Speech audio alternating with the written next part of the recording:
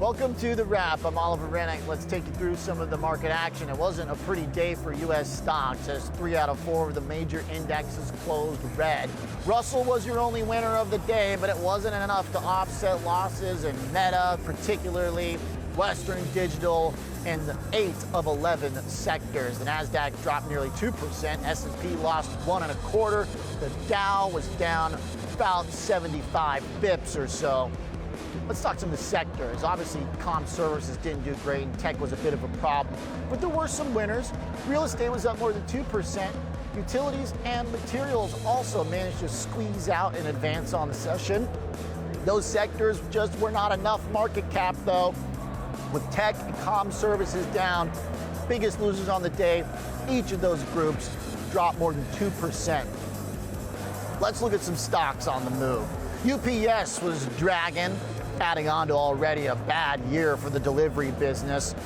Worst level in 3 years. Third quarter revenue dropped. Unfavorable macro conditions were cited. Third quarter revenue was down 12.8% on an annual basis. The company also lowered its full year outlook. About as bad as it can get, especially with the way FedEx has been beating this stock. UPS shares have fallen more than 10% this month. Things got interesting after the bell. We'll find out how it moves the market tomorrow, but Amazon shares, which did drop going into their earnings, had a decent report, but it doesn't look like it's enough quite yet, as the shares are kind of bouncing around to the downside. The company reported revenue that grew more than 12% to $143 billion. International sales segment scooped up more than $30 billion. And looking forward, the company said fourth quarter sales could reach 167 at the high end, but that 167 billion was the average analyst consensus estimate. So the range, basically, if they hit it perfectly, will only meet. That's probably not going to be enough for the shares. Ford closed down 2% going into the earnings despite a tentative deal with UAW. Earnings missed expectations. The company yanked its guidance. They said it's because of the strike. Comes on the heels of Ford earlier reaching a tentative agreement, but again, it didn't really help do much for the shares.